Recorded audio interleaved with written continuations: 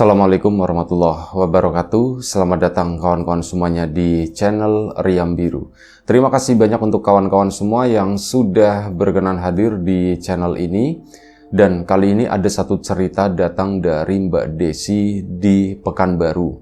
Mbak Desi aslinya Pekanbaru, cuman menceritakan pengalaman horornya sewaktu dia sewaktu dia menuntut ilmu sebagai seorang mahasiswi di Malang, Jawa Timur. Jadi Mbak Desi kuliah di salah satu kampus di sana, di Malang tersebut, dan ya tentu saja di situ dia kan ngekos. Di tahun kedua, jadi tahun pertama itu Mbak Desi waktu itu sempat ikut sama kerabatnya, sempat ikut sama saudaranya, numpang dulu lah selama 1 tahun, tapi karena merasa nggak enak gitu ya. Dan sebenarnya kalau kata saudaranya tersebut, udah Des, kamu di sini aja, ngapain ngekos begitu kan? Iya, cuman aku ya nggak enak begitu ya, ngerasa merepotkan atau gimana, terus lagian agak sedikit kurang bebas juga. Nah, akhirnya apa, Mbak Desi di tahun kedua ngomong sama orang tuanya, katanya aku mau ngekos aja Pak Bu. Oh ya sudah kalau begitu. Ya akhirnya ngekos lah sih Mbak Desi, nyari kosan sendiri, enggak nanya ke teman-teman atau apa gitu ya. Bener-bener, alah udahlah aku nyari sendiri juga, nanti ketemu gitu. Sampai akhirnya Mbak Desi itu mendatangi satu kosan pertama, dan tidak tahu dia itu kayak semacam langsung jatuh cinta dengan kosan tersebut. Aku suka banget dengan kosan ini.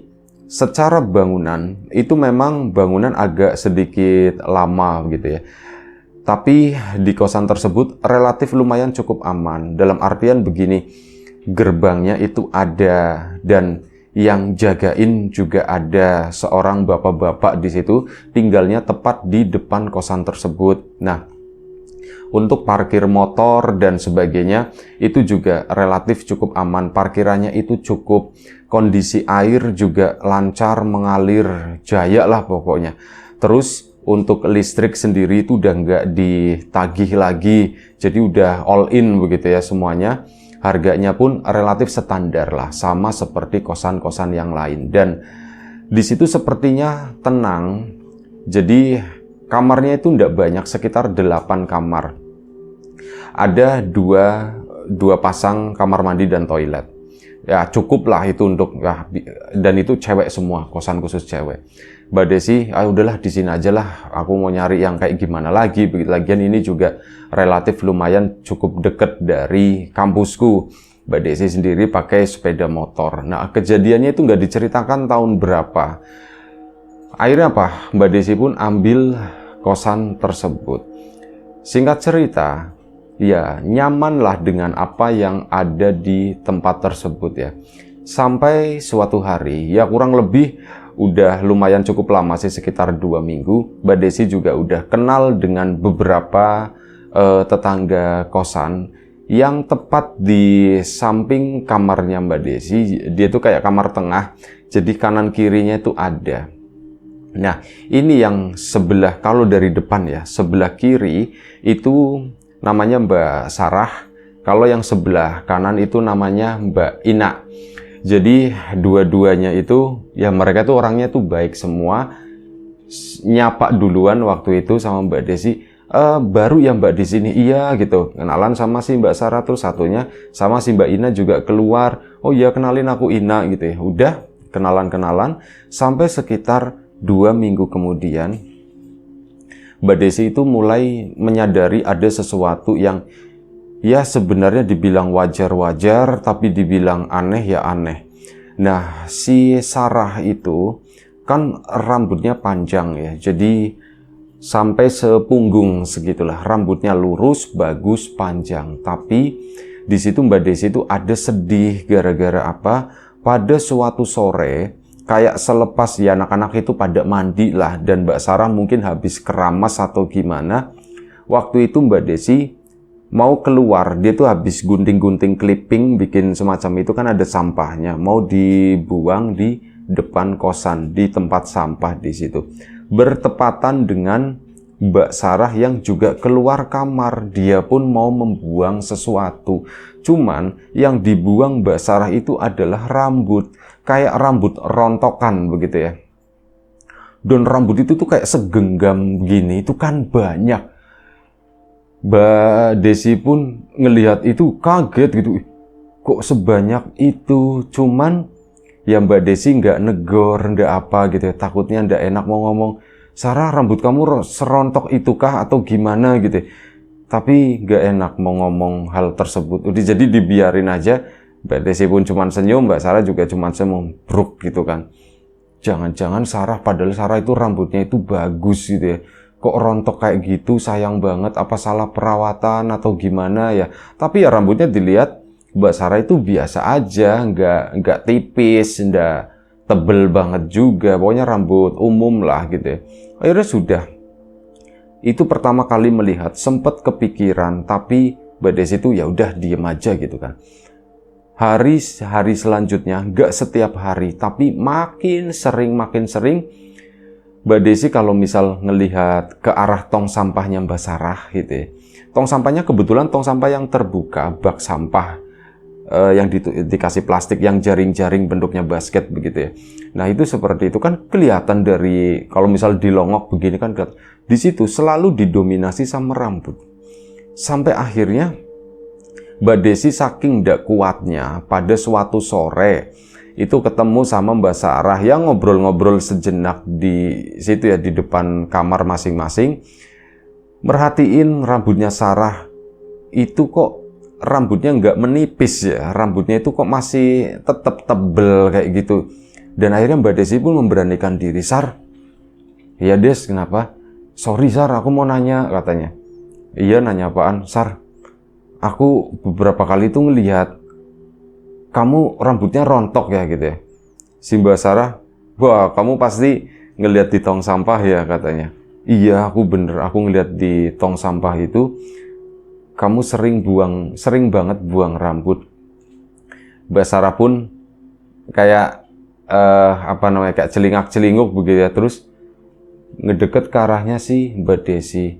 Itu dia Des, aku sebenarnya juga bingung. Lo bingung kenapa? Rambut kamu kalau rontok sebanyak itu tapi kok nggak kelihatan tipis ya Des ya? Nggak kelihatan tipis ya Sar ya? Kok masih bagus seperti itu gitu. Ya itu dia, aku juga bingung, kata si Mbak Sarahnya. Bingung kenapa? Itu rontok itu tuh bukan rambutku, kata si Mbak. Hah? Yang bener, katanya. Sumpah itu bukan rambutku. Jadi sini sih, kata si itu ya. Sini, kata si Mbak Sarah. Mbak Desi pun ke sana, masuk ke dalam kamarnya si Mbak Sarah di situ. Ya Mbak Desi di lantainya itu kan lantai pakai keramik putih, ya nggak kelihatan apa-apa, bersih-bersih, kondisinya tuh bersih begitu. Sampai akhirnya dia itu pun, si Mbak Sarah ngasih tahu, coba lihat itu di bawah meja katanya. Nah di situ terlihat ada beberapa helai rambut, bahkan nggak cuman di bawah lantai begitu, tapi ada yang ngegantung di sisi-sisi meja di situ. Tuh, itu kata si Mbak Sarahnya. Sar, kok serem ya Sar ya gitu ya. Itu dia, aku juga bingung. Masalahnya apa? Aku itu udah pernah ngelihat. Aku udah pernah ngelihat ini yang punya rambut itu siapa. Nih, coba di ini ya, kita ambil satu ya. Mbak Desi di sana udah takut. Diambil sama Mbak Sarah itu satu helai. Terus diulur begini, rambutnya itu warnanya hitam, panjang. Sar, coba dipasin sama Mbak Sarah, si Desi dipanggil Des. Ini, lihat nih, ini rambut lebih panjang dari rambutnya Mbak Sarah. Sar, kok lebih panjang Sar? Itu dia, aku juga bingung, kata Mbak Sarah. Menurut kamu rambut siapa ya Des? Coba pegang. Mbak Desinya, udah, aku udah mau gitu. Terus apa dilemparin sama Mbak Sarah? Gitu aja takut katanya. Dan nggak usah takut, orang aku aja nggak pernah lihat apa-apa kok katanya. Menurut kamu rambut siapa? Aku nggak tahu Sar, aku nggak tahu gitu ya. Kalau menurut aku mungkin di kamarku ini sebenarnya ada kuntilanaknya kali ya gitu. Ngomong seperti itu Mbak Desinya udah nggak nyaman. Udah Sar, aku keluar dulu Sar. Serem Sar, serem. Mbak Sarahnya pun ketawa sambil ngambilin itu yang di bawah meja. Itu dapat nggak terlalu banyak gitu ya. Terus dibuang lagi di tong sampah. Mbak Sarahnya ngikut. Setiap hari itu begini Des, kayak gitu terus. Bukan rambutku yang rontok, jadi aku itu ya ngambilin pasti ada, dan itu tuh banyak hampir setiap hari gitu. Mbak Desi udah nggak mau komentar lagi dan nggak mau, udahlah aku nggak mau ikut campur yang seperti ini. Kamar kita sebelahan, ya kalau misal beneran di kamarmu ada kuntilanak, aku takutnya nanti nyebrang ke kamarku, pikirnya si Mbak Desi.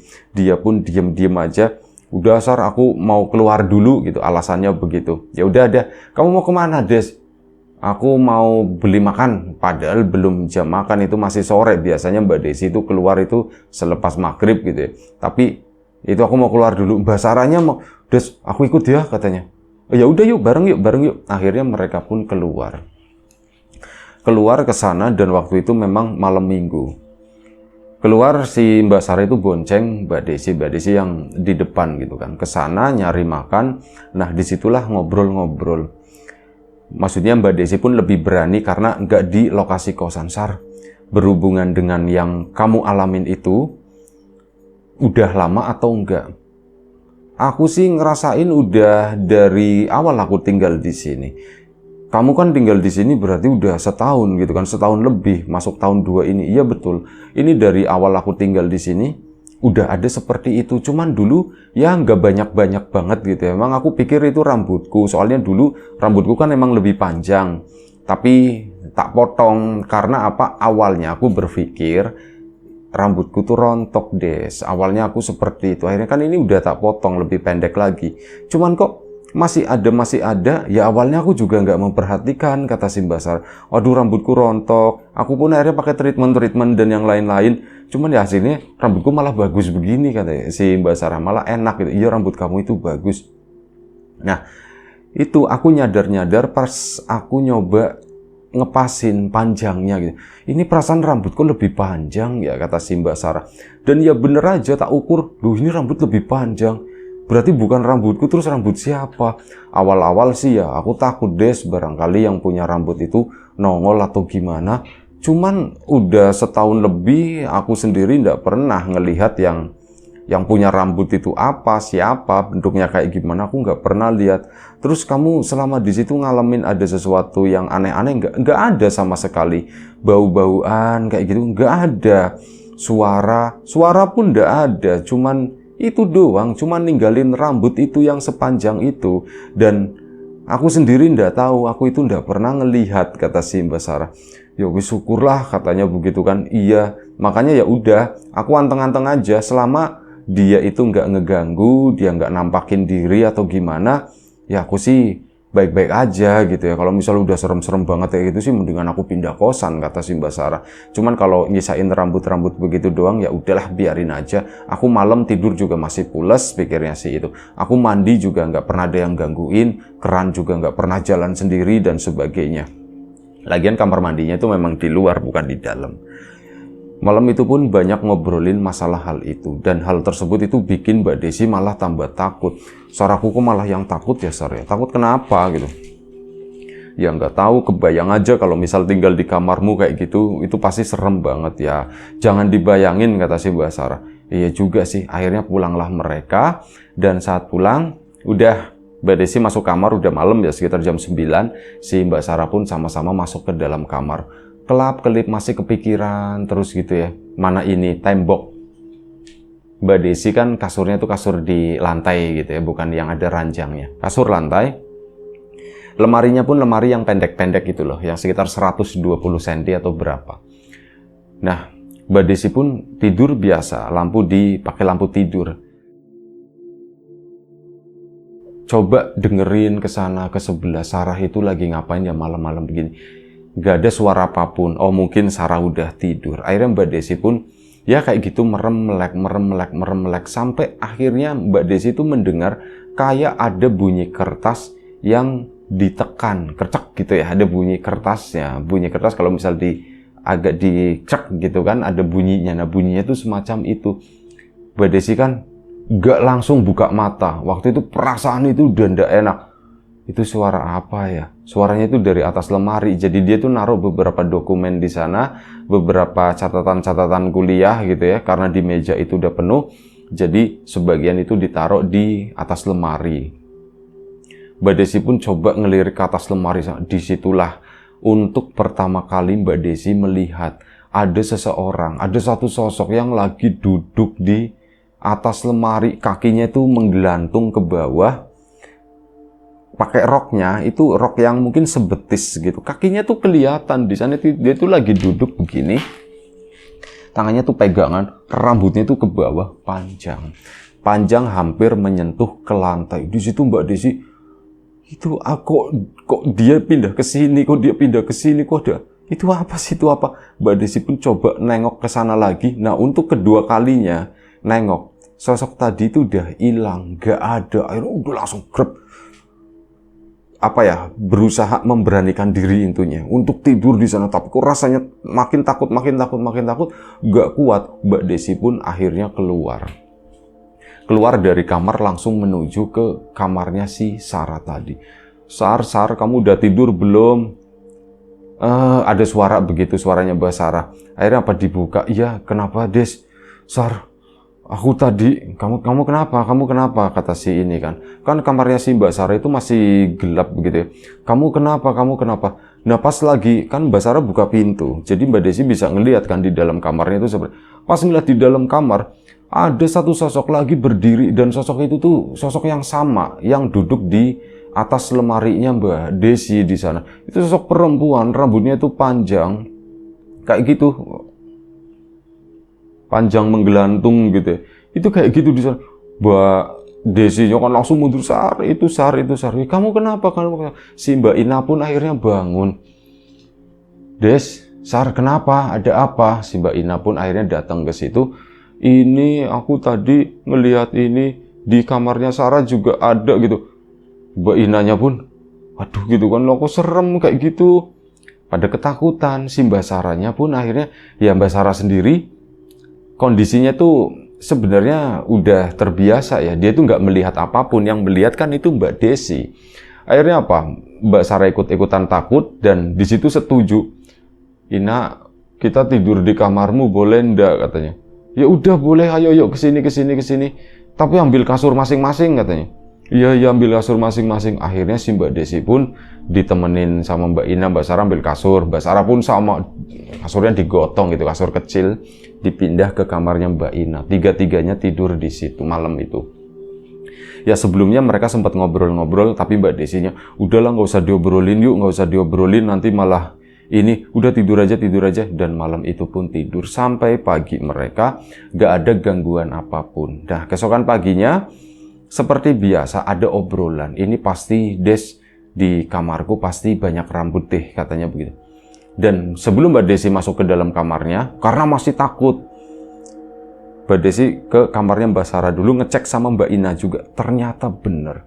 Tuh kan ada rambut kan di sini, meskipun jumlahnya itu enggak terlalu banyak, ada beberapa helai gitu, cuman 5 atau 6 helai. Terus kalau dikuel-kuel begini kan jadi lumayan. Oh, ini kayak gini, ini kayak rambut orang sama. Ini dibuang aja di tempat sampah di situ. Mbak Desi akhirnya, yaudah aku ke kamar dulu. Akhirnya kamar pun dibuka. Begitu dibuka, jreng-jreng, di situ Mbak Desi juga melihat di depan lemarinya, lemari kecil, di situ ada beberapa helai juga, ada beberapa rambut. Rambutnya Mbak Desi kan pendek seleher seginilah, sepundak. Nah di situ, Sarah gitu langsung dipanggilkan, Ina kesini. Akhirnya pada datang semuanya. Tuh kan ada rambut itu rambut. Ya udah Des, ambilin aja, katanya begitu. Udah ambilin aja, terus dibuang ke tempat sampah. Ya akhirnya terpaksa diambilin sama si Mbak Desi, dibuang ke tempat sampah tersebut. Ini gimana ya Sar, ya aku gimana ya Sar, gimana apanya?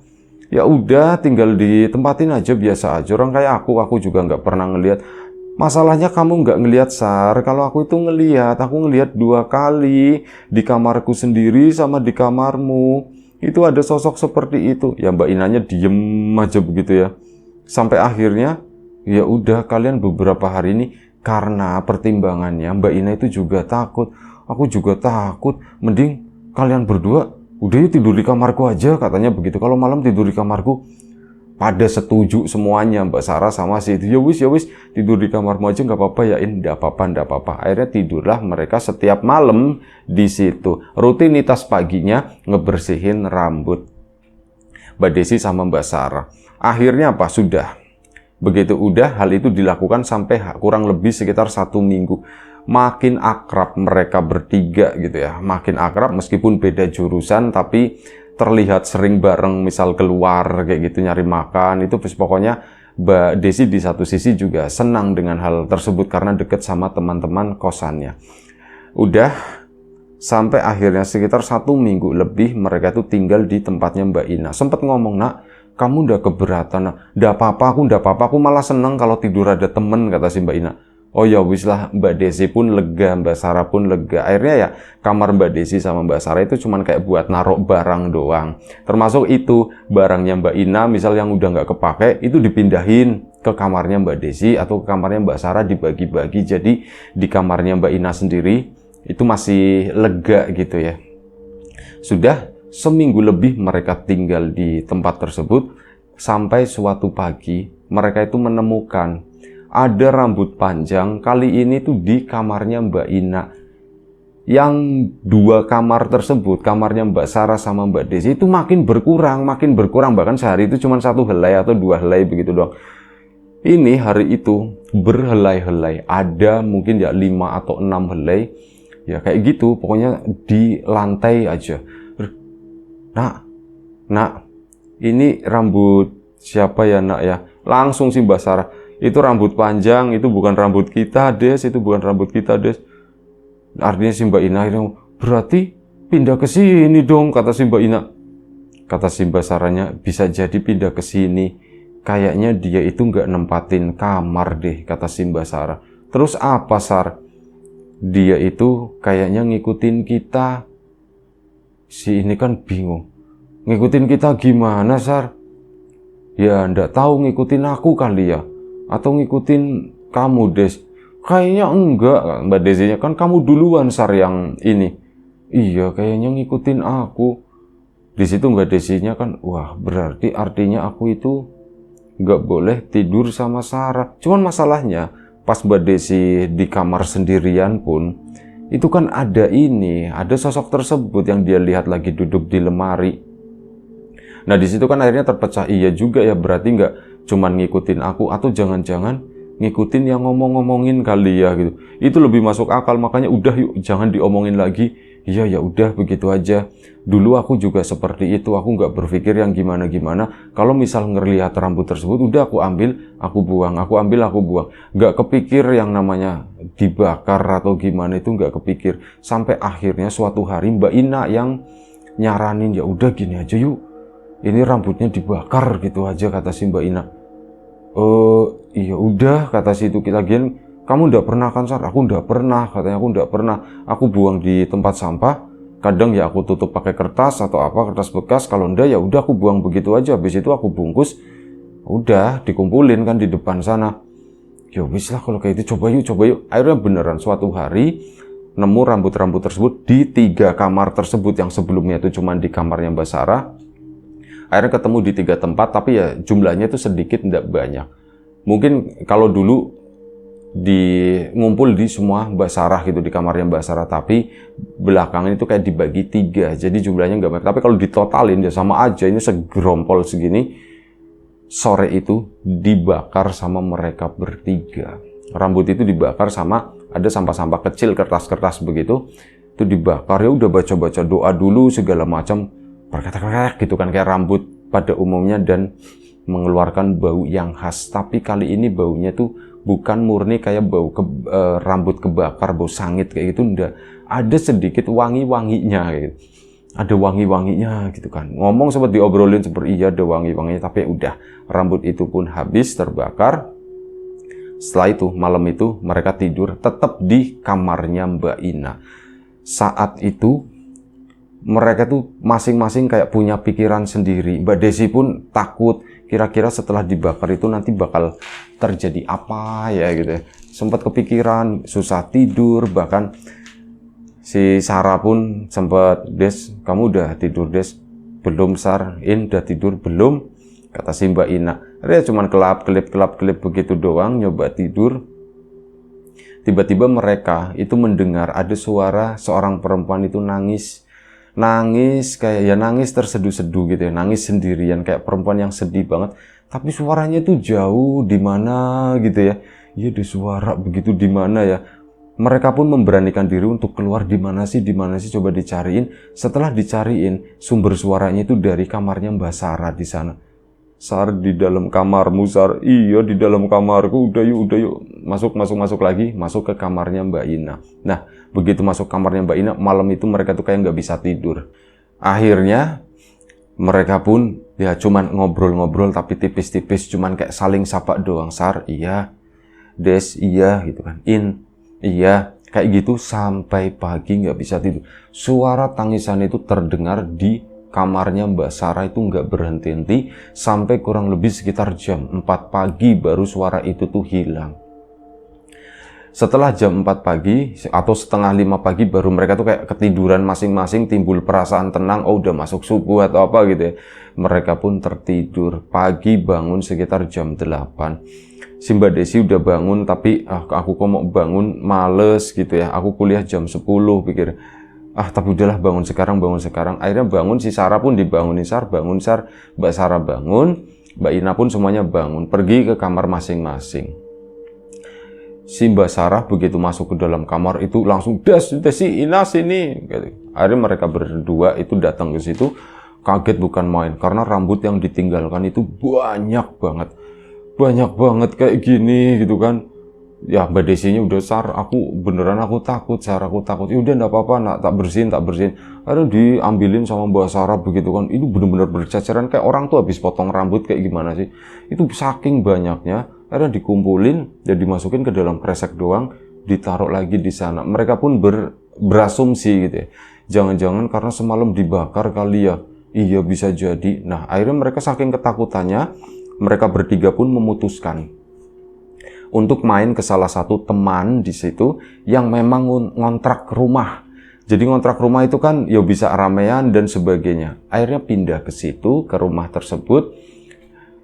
Kosan yang 3 kamar itu untuk sementara ditinggalin. Mbak Ina, Mbak Desi sama si Sarah itu pindah ke rumah tersebut sama teman-teman gitu ya, dikenal-kenalin, numpang di sini dan sebagainya. Ya diceritakan perihal kayak gitu ya, dan ya minta waktu, diperbolehkan sama mereka ya, karena ya kenal-kenal juga gitu kan. Akhirnya sudah tinggallah mereka di sana kurang lebih sekitar 3 hari. Setelah 3 hari mereka pun pulang lagi ke kosan tersebut. Nah, saat di kosan mereka nggak mendapati apapun, bersih kamarnya. Gak ada rambut sama sekali. Cuman setelah itu baru ada cerita beberapa hari selanjutnya di rumah yang ditempatin sama mereka di situ. Disitulah terjadi itu tadi, penemuan rambut-rambut. Ya setelah beberapa hari itu baru nyadar.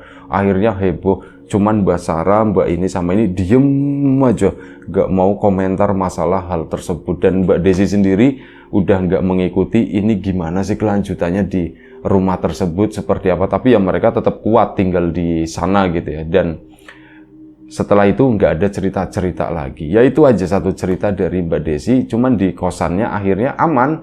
Si sosok tadi itu udah nggak ada lagi. Terima kasih banyak Mbak Desi atas ceritanya. Kawan-kawan di rumah juga terima kasih banyak atas support dan dukungannya apapun itu. Kawan-kawan subscriber, kawan-kawan membership, kawan-kawan yang udah kasih support dalam bentuk super thanks ke Riam Biru, kawan-kawan yang udah ngasih like, udah nge-share ke yang lainnya, kawan-kawan yang udah ninggalin komentar juga terima kasih banyak. Doa terbaik dari kami untuk kawan-kawan semua, semoga selalu diberi kemudahan dalam hal apapun, termasuk kemudahan dalam hal rizki, yang sakit segera diberi kesembuhan, yang sehat tetap dijaga kesehatannya. Sampai jumpa di episode selanjutnya Riam Biru. Jaga kesehatan kawan-kawan semuanya. Assalamualaikum warahmatullahi wabarakatuh.